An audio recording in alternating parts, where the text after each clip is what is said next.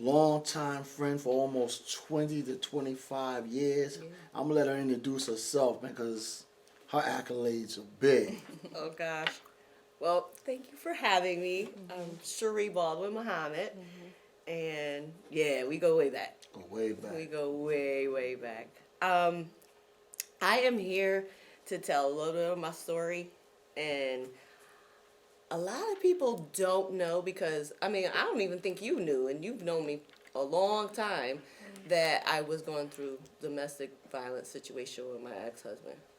And it was very kind of under the radar because nobody really knew except what was going on inside the house.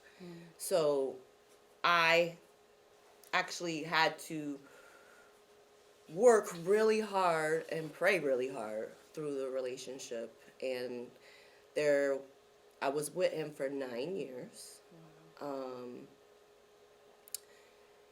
4 kids within those 9 years, and it wasn't consecutive because I was running a lot of time. Yes.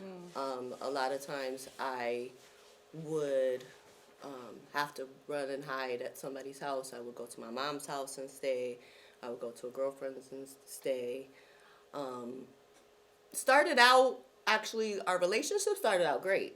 And that's usually what happens. Yes, yes. Everything is roses and taking you out to dinner and enjoying life. And I was like, Wining whoa, and this dining. is, yes. I was like, this is Prince Charming. And he actually was, because he was very charismatic. He sang. He sang actually at church. Wow. And he would sing to me. And I was like, oh my gosh, this is him. Fell in love. And fell in love.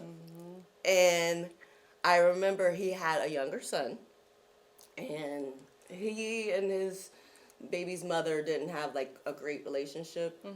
And I felt really bad because I came from a family that was broken up. My parents divorced when I was 8. So I was kind of like, you know what, you really need to work things out with her. And I took the ring off. Wow. And that was the first slap. He was like, don't you ever take that ring off. If you ever take that ring off again, I'm going to kill you. Wow. So me thinking, and then after all of that, he was like, oh, I'm so sorry. I love you. You just scared me. I don't want to lose you. And I'm like listening to him being so apologetic that I was like, oh, wow, he must really love me.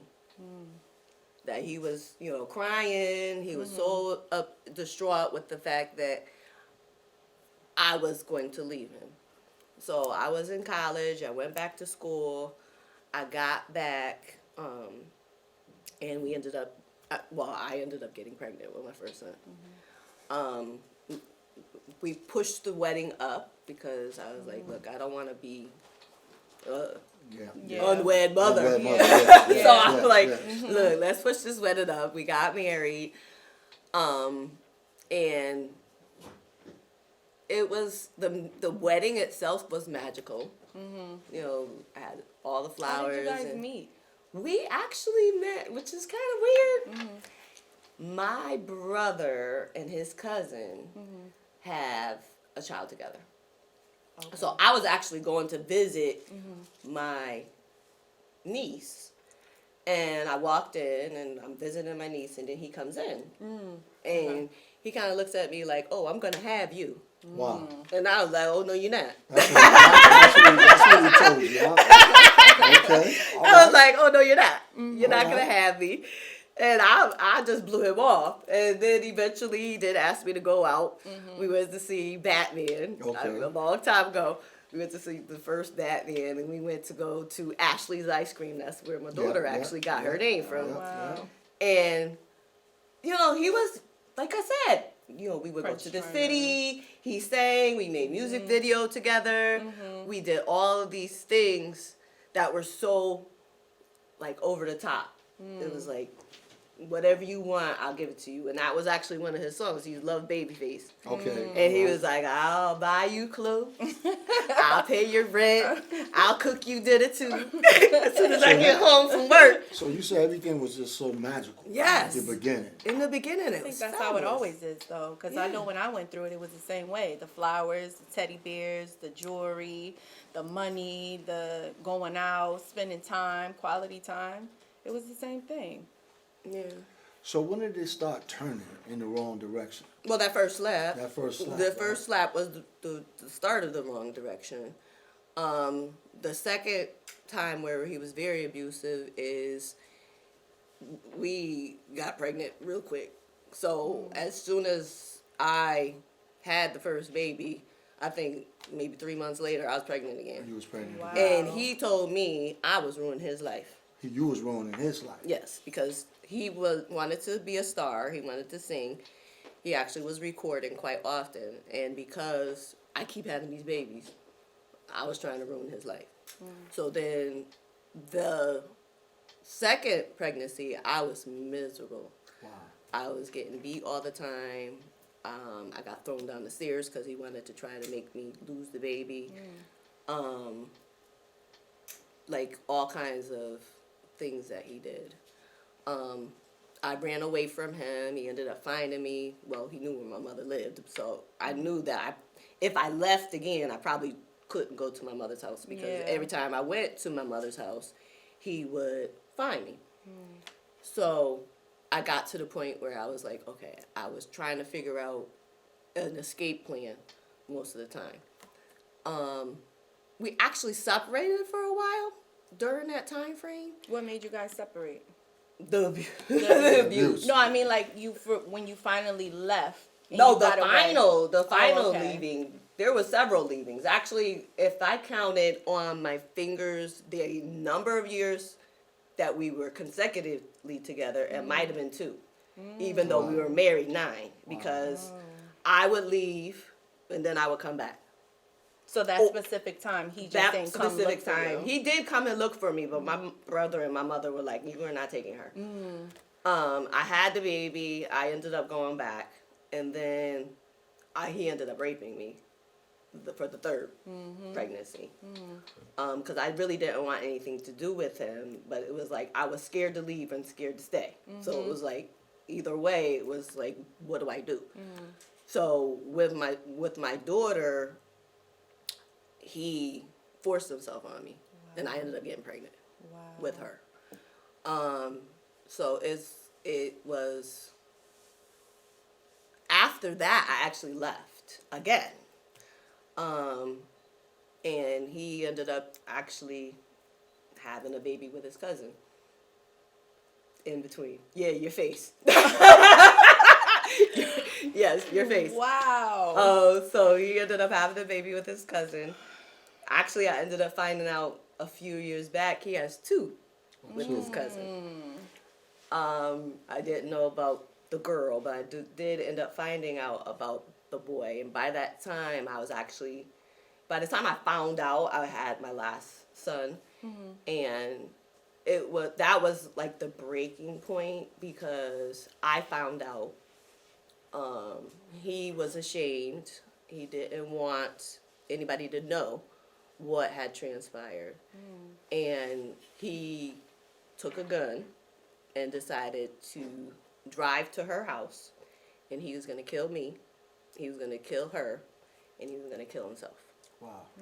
That's deep right there. So I went into deep prayer mode. Actually, the whole time I was constantly praying because I had to pray that he didn't kill me. That any of the times, but that particular time in particular because I had to call on like all the angels. So eventually, I don't know what he saw, but he put the gun away, and I told him I wouldn't leave him, which was a lie. But I told him I wouldn't leave him. Go back to the house. You know, the next day I got all the kids in the car. Took them to school like I normally do. And then I called a friend, and then I called my mom. I was like, pick up the kids, I'm leaving. And I didn't turn back after that at all. You always kept a calm demeanor. Like, I would have never knew. Yeah. You know what I'm saying? I would have never knew because he was always the same way all the time. When he was in church or wherever I seen you, the same to me, always calm, cool, always praising God, singing on the choir. Wow. You know, you would think that everything was going right in your Right. life because you never let nobody see that. But on the outside, you was calm, but in the inside, you was going through so much. And it gets to the point that you could explode, but I never saw that. Because most people explode after a while because they can't take it. I imploded. I imploded. So on the outside, I looked calm and cool. On the inside, actually, I had suffered depression. I was suicidal. I ended up drinking quite a bit to like numb the pain. So all of that, yes, still Yeah, going to yeah, church, yeah, still yeah, praying, yeah, still Wow. praying. still Still praying. maintaining a job, 2, 3, going to school. Ended up getting my master's, and by that time I actually had left him, but I was still dealing with myself and the things how I felt about myself, and that was actually, and I would write poetry in order to. A lot of times it was to ask God, like, what's going on? What's I going don't on? understand this. You Why know, is this where are happening? Why you you? going Why is through this it? happening to me? Yeah. Other times I would just write, and it kind of was like a God-inspired writing. It was messages that God was giving to me through my writing in order to help me get through. And then I would read them after, and I would be in tears because it was like God was speaking to me, and He would be telling me, everything's gonna be all right. I'm gonna get you through this. Don't worry. And even the enemy kind of would throw things at me like, oh, you know, God's the only one that loves you. Why don't you just go be with Him? Wow.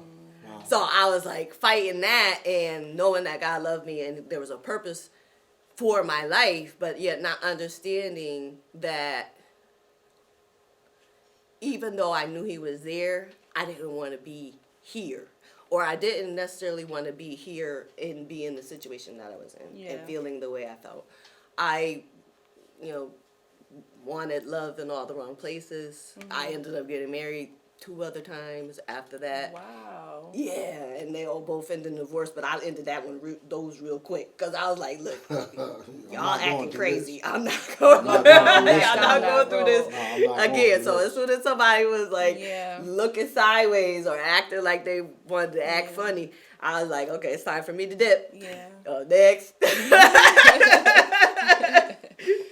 Did you ever lose faith during your time Yeah. that you was gonna pull through? But every time I lost faith, like I remember I was in the hospital and they were gonna make me stay in the psych ward because I had tried to commit suicide. And I remember this one particular lady, and she came. She was my sitter because I had to have a 1-to-1, and she sat in a room, and she said, "God told me to tell you this," and I'm like, looking at her like, I just want to die.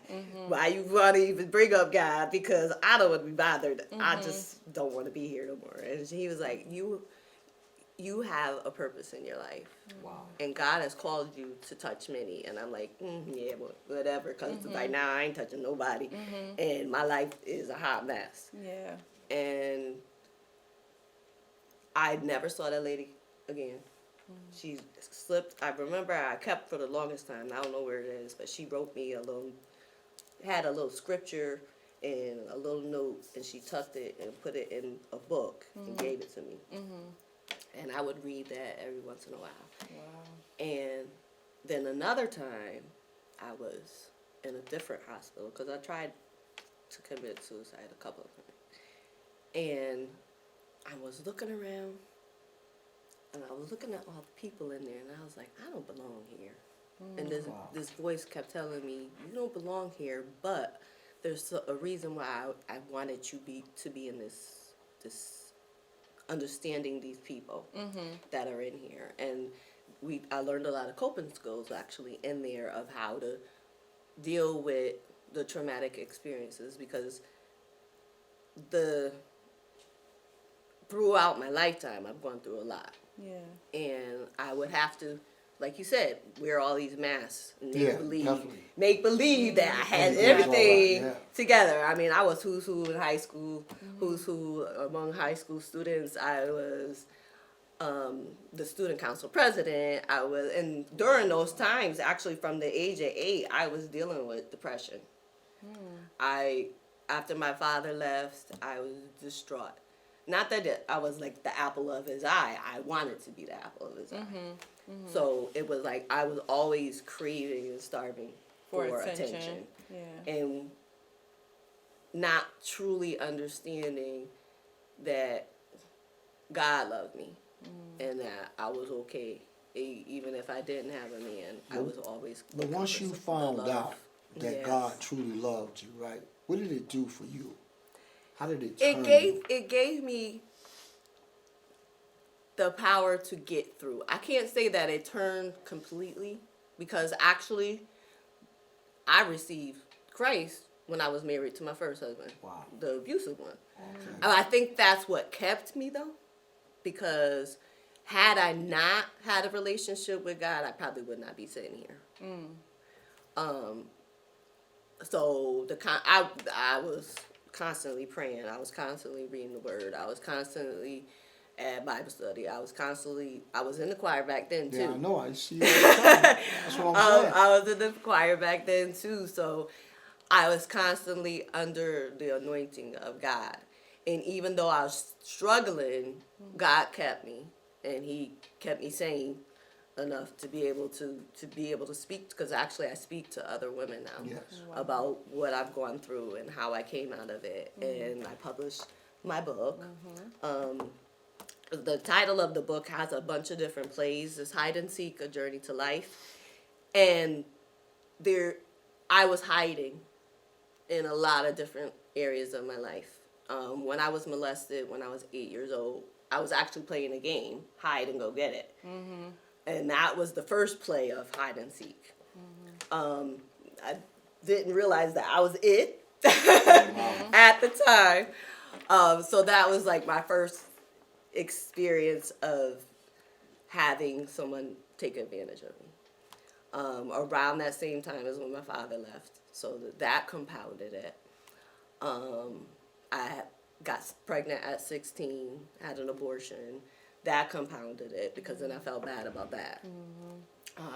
And when I finally met their dad, like I said, it was like, oh my gosh, this is Who you're supposed to be who I'm with. supposed to be with, because he was, smooth. You So met him. loving. Yeah, I know. He was I know. smooth. Yeah, he real smooth. He was man. smooth, Yeah, well real dressed, smooth, yeah. well versed, could talk anybody into anything, which Those is are how the he got ones, me. though. Yeah, Those are yeah. the ones. But I was though. gonna say, Those are the ones. You know, when I hear stories like that, it just gets me upset that the women across this nation goes through that stuff, right? And then it's that one word that man always uses, I love you. But how can you love somebody like that and you just beating the heck out of them, And you don't want them, but you really don't want nobody else to have them, so you ready to abuse them and hurt them for they won't go to nobody else. Right. And I think a lot of people don't understand why, the woman goes back. Like, why do you keep going back? And I would say one of the reasons why I went back was because my dad left too when I was younger. And I was always trying to maintain a household. You know what I mean? So, Yeah. yeah. I think it was an inward vow that I made to myself that I would never get divorced. Mind you, 3 times later. But at the time, I was like, I'm never getting divorced. I knew what it did to my family. I knew what it did to me not having my dad. And I was like, I don't want my kids to go through that. So I'm staying through hell, high water, and I'm just going to pray through it and get through it. And in addition to the fact that I was starving for the love and attention, and it was like, abuse is interesting where there's cycles.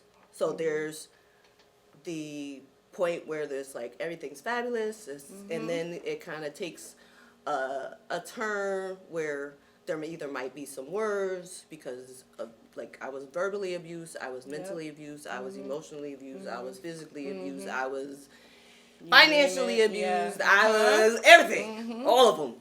And the abuse would happen, and then there'd be another shift. So then it was the flowers and the roses and the dinners and the be a happy streak. I right? would get like on the outside. Look, I had my hair done all the time. I had my nails done all the time. I had designer clothes. Yep. I was fly. You was fly On the outside. on the outside. I was flying outside But because, bruised on the and I inside. got to the point where, like, after I divorced him, I cut my hair like this short because I was like, I don't want, first of all, I don't want anybody to love me because of the way I look. And he was so into appearances that I was like, look, I put a baseball cap and put a ponytail on. I don't want Yeah. nobody looking at me. Yeah. and expect me. So I got to the point where I was like, no, I don't want to look like none of that because it was like a mandate. It was like, look, I don't care This what is you how I want to want get you your to hair look. done. This Yeah, is what yeah, you're going to yeah. look Yeah. like. It's But like- then cover up the black eyes Yeah. with the makeup like because dress up. yeah, it's like, so that was another thing. It was, I had to hide the scars on my face. I had to put makeup on in the morning before I left the bed because my mom, I lived with my mom a lot of times and she didn't really know exactly What's what's going going on. on. She would hear some argument and stuff, but she didn't know the extent until he did it in front of her.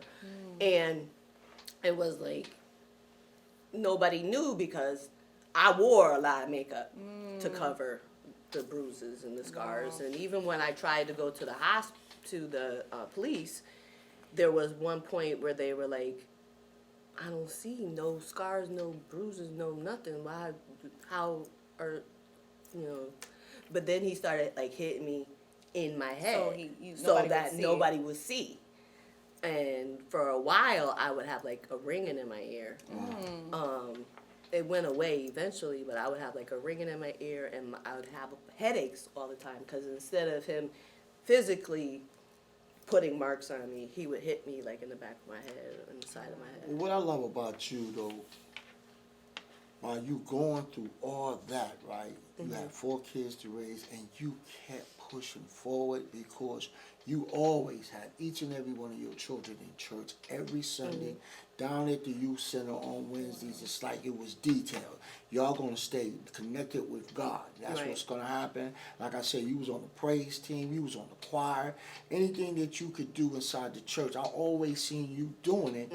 But on the other side of that, you was in tremendous pain. Right. And not understanding why this was happening. You like, Lord, why is this happening to me? Where's the answer to this? Where's the turnaround? When this switch gonna go off? Right, right. And it wasn't until I started to love me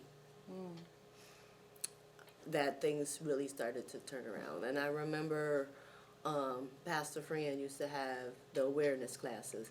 And the first go around of that awareness class, I was like, look, I can't do this. Because what you did is you faced all of the first class was like really looking at your childhood and what traumatic experiences you had that manifested all of the other stuff that ended up happening to you.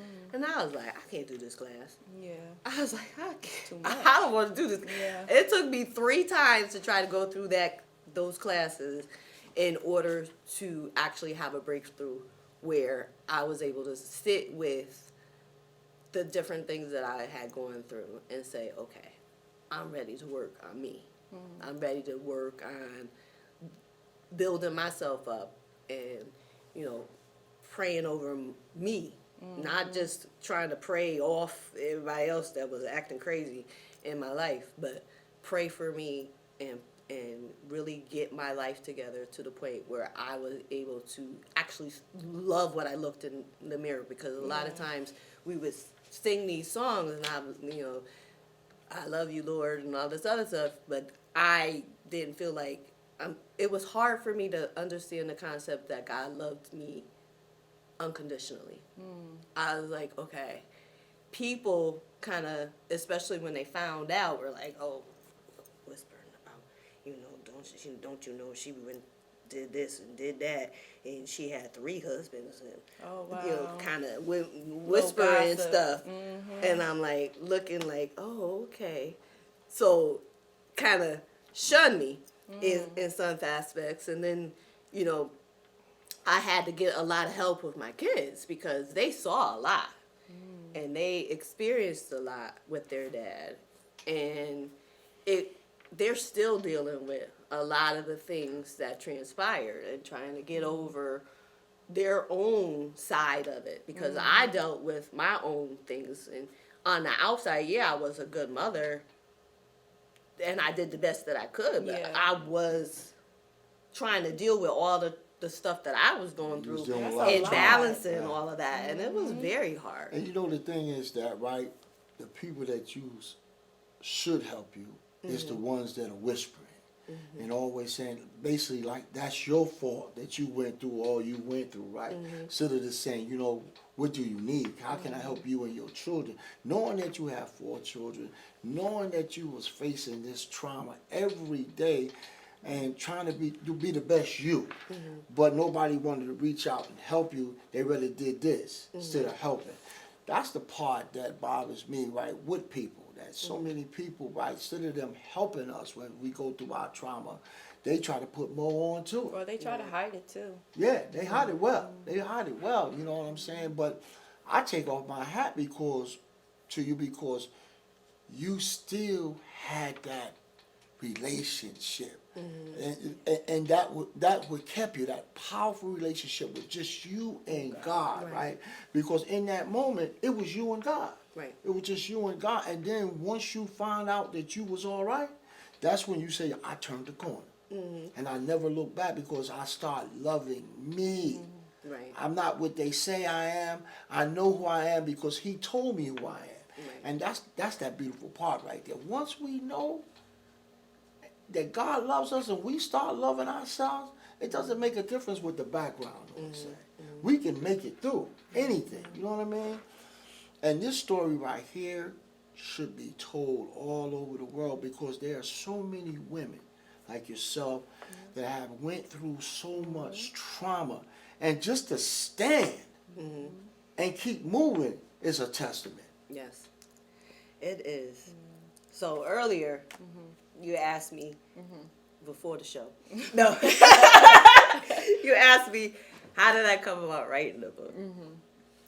What made you want to write a book? Well, actually, it wasn't a book to start out with. It was the poems that I had mentioned, because at my darkest times, I write. I write, actually still journal, but I write constantly. And I was reading the poem. Actually, my daughter read. She found my journal, and she read a couple of the poems. She was like, Mom, this should be a book. So actually, she was the first person that said this should be a book. And then, I don't know if you remember Terry Small. Yeah, I've been with Terry Small. So Terry Small was praying over me. Terry, I love you. But Terry was praying over me, and she was the choir director at the time, but she could see into your life. Yeah, she could. And she walked up to me and she said, God said, write your book. Now, first of all, I had never told anybody I was writing anything, period. And I thought about writing a book after my daughter said it. And I was like, okay. Second confirmation. First out of the mouth, the babes. And then she's like, God said, where's your book? And I'm like, okay. So the book is actually a combination Of your of poems. my poems and narrative. Yeah. So I got that kind of idea because I loved For Color Girls. I read that. So I was like, I like the way she weaved like the story of the women, and Into a there was poem. poems. So I was like, I'm gonna work that in there. So I was like, okay, I'm gonna tell my whole life. So I started out when I was little. I went all the way through, I think, majority of my marriages. And my son actually got hit by a car when he was 8, 9, and I think I added some of that, but I didn't. I glossed over it because he's supposed to write a book. Okay. So I was like, I'm gonna let you tell that story. I won't tell it all. But and then up until I got to church that I go to now, Kingdom Life, You also it kind talked of about stopped. your new husband too. No, not really. Not really, because I said, well, where's the No, second part? exactly. That I am working on the second part. Part 2 is coming up because a lot of times people are like, oh my gosh, I know there's more. Yeah.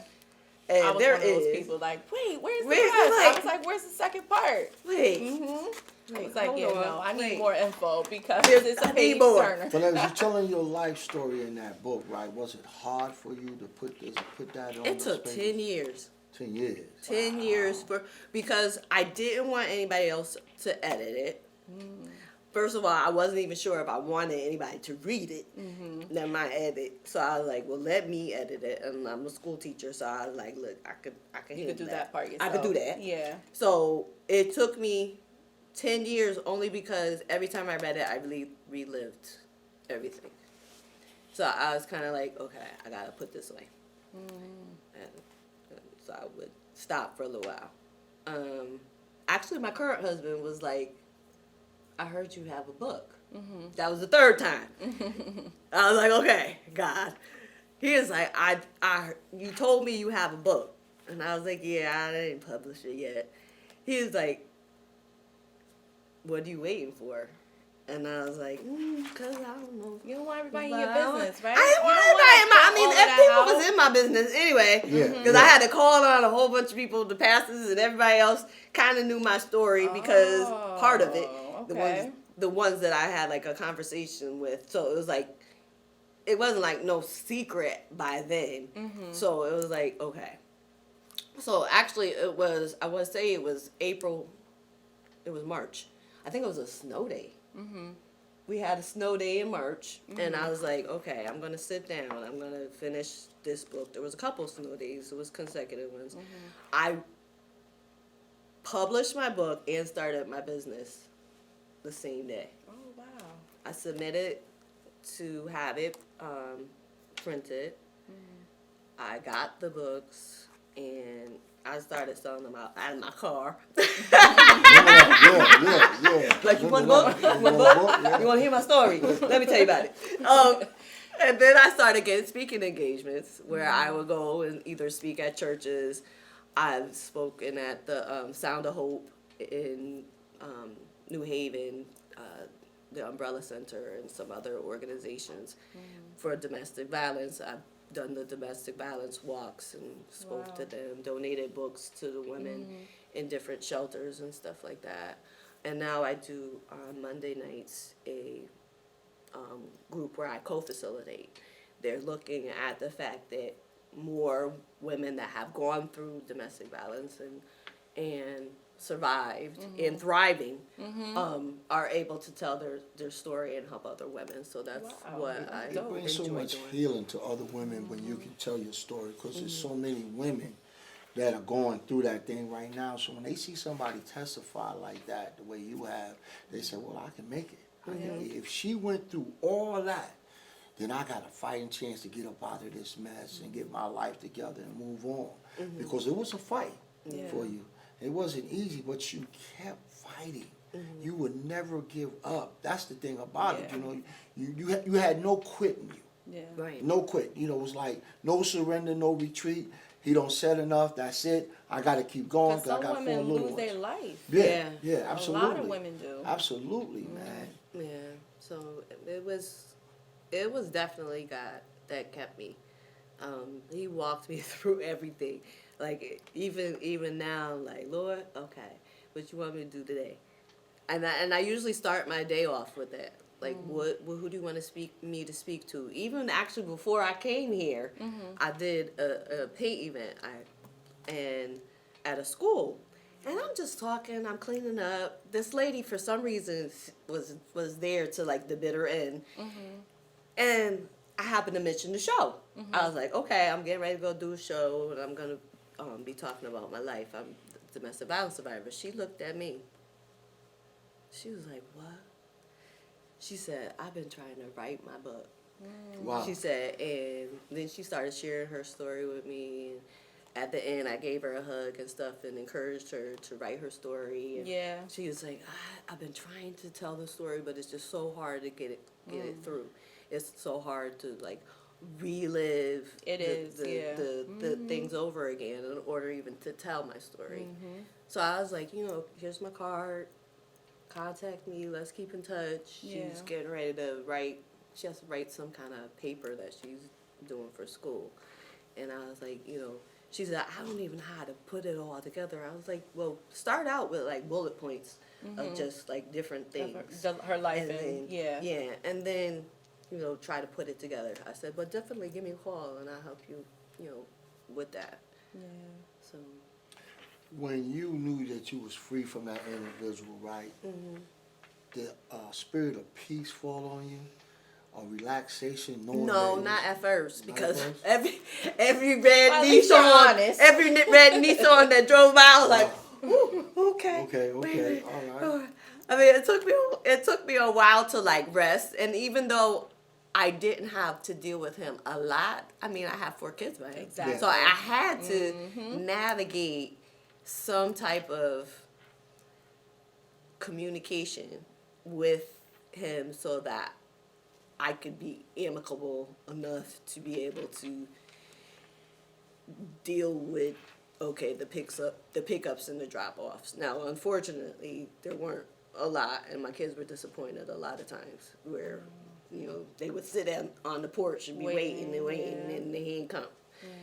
But, and then I was like, praise God, they're old enough to deal with it themselves to talk to talk to him, because when they got to the age where they could just call dad, or they could just, whatever. And unfortunately, they ended up finding out, that relationship just wasn't going to work out. So it was kind of sad for them. Where, I kind of was advocating for him to be able to, I mean, even though I was scared of him sometimes, I got to the point where I wasn't. Yeah. But I wanted him to have a relationship with them, because I knew what not having a relationship with my dad did for me and my self-esteem and, how I dealt with men and, all of that. And I didn't want my kids to have to go through that.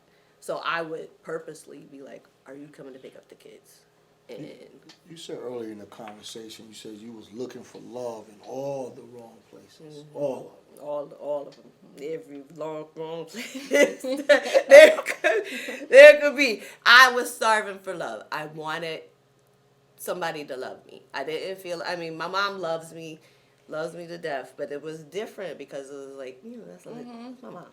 Yeah. But I was starving for the attention of a man, father figure, whether, because a lot of times they were older than me. Yeah. So I was looking for that comfort, that love, that support that you're supposed to get as a little girl from your dad. And I was very promiscuous, actually, after the assault. When I was 8, I just was very promiscuous, and She's Gotta Have It was one of the references in the book, because I was like, look, hey, you coming over? I read the book, and it was very detailed. It was a good book. It was a page turner. You did a good job. Thank you. You really did. Thank you. Yeah. Because, you try to fill that void of the father not being in the picture. And a lot of women go through that. Yeah. And that's hard. Like, the father's dead, then he's not dead. But there's so much emptiness that is still there that takes you right into your adulthood. You know what I mean? And I know that's hard for a lot of women. Like my wife, she used to deal with that abandonment issue, as they say, right? Not having the man present, right? And needing a man to be there. Because a lot of women need that father figure in their life, right? Because it grooms them into that adulthood. And when it's not there, it's like you said, they start looking for that love in different places. And sometimes you don't even find that love that you really want, so you just keep going. Right. You know what I mean? I mean, and that was compounded with the fact that sometimes when you're molested when you're little, it either sends you in two different directions. It sends you into not wanting to deal with sex at all. Some people end up, having same-sex relationships because they don't want to deal with the opposite sex at all. Or you're hypersexual, where it's like all your senses and everything is wide open, and you're like, okay, yeah, you're cute, you're cute. So it's like you end up, some people get to the point where they get into pornography. Some people get into the point where they are, doing other things where it's like, you're trying to cure that craving, and then also with the daddy issues and the rejection and all the other things all balled up in one. Yeah.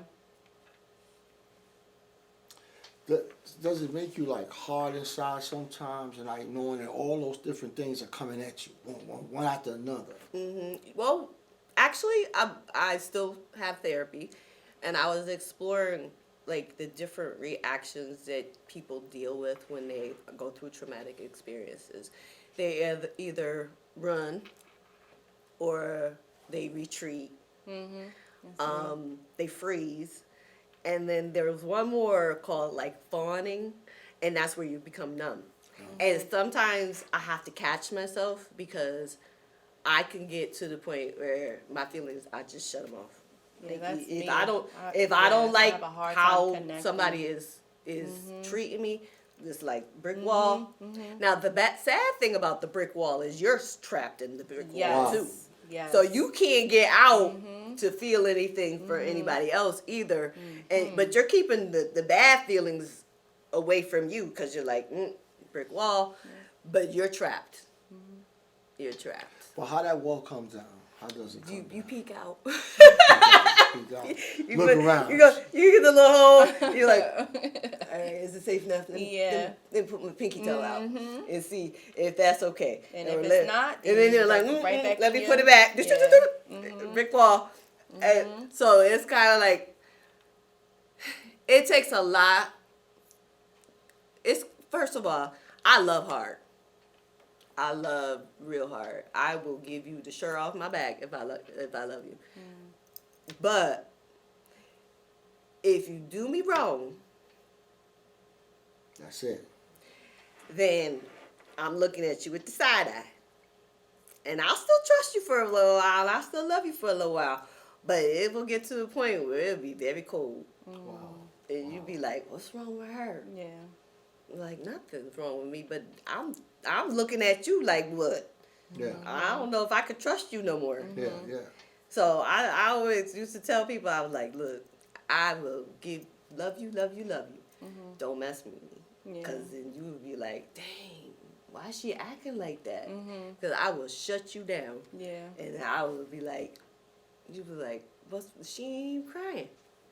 And I don't like that part, though, because I don't want to be so hard sometimes. Yeah. But it's like a protection. Yeah. It's like when armadillo, Yeah. like, They roll up. They roll up into the little ball. It's like, you ain't about to step on me. Well, we want to thank you for coming up here, sharing your story. Thank We really appreciate it. Thank you for the opportunity. This definitely was a mind-boggling situation, man. Whew, it touched me. You know, wow, it really touched me. When you hear that, you be saying, what's wrong with the men of this world? Why do you have to act that way? You know, when you tell Well, somebody a lot of times no. they're damaged too, though. Yeah, And that's yeah. what I found out. Yeah. I had a lot of empathy for him because he had gone through a lot with my ex-husband, had gone through a lot in his childhood.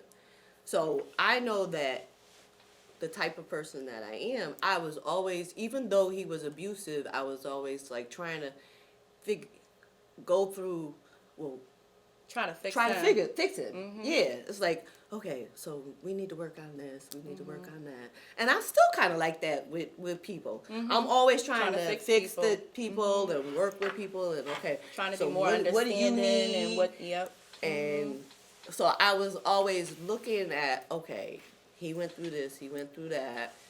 You know, I'm trying to understand the dynamics of what he had gone through, even though he was driving me crazy. But I was always trying to look out for, okay, well, you know, the other person. We too. definitely want to thank you for coming out and telling us your story. We definitely got to have you back for at least a part 2, because it's a lot. And make sure you get the book. That's right. Get that book. Amazon, Yeah. it's on Amazon. That's right. You can call me too. No, if you know me, you can call me. No, Amazon. It's also on Barnes and Noble online. Not in the store yet, and actually, it's going to be in Kendrick. What's the name of the store? Lord Jesus, help to remember. It's Kendrick's bookstore. It's actually in Bridgeport. In the Arcade Mall. It's going to be in there soon, Okay. too. I know that bookstore. I can't think of the full name, but it's the Kendrick bookstore. That's what I call it. All right. Y'all go get that. We definitely want you But back definitely. on the show, because you have enlightened a lot of people out here that's going to be watching in the next couple of weeks. A lot of women is going to be touched by this. And we thank you. God bless you for coming out and everything. Until next week, God bless y'all. Thank y'all for watching another episode of the Word Podcast. Peace. Peace.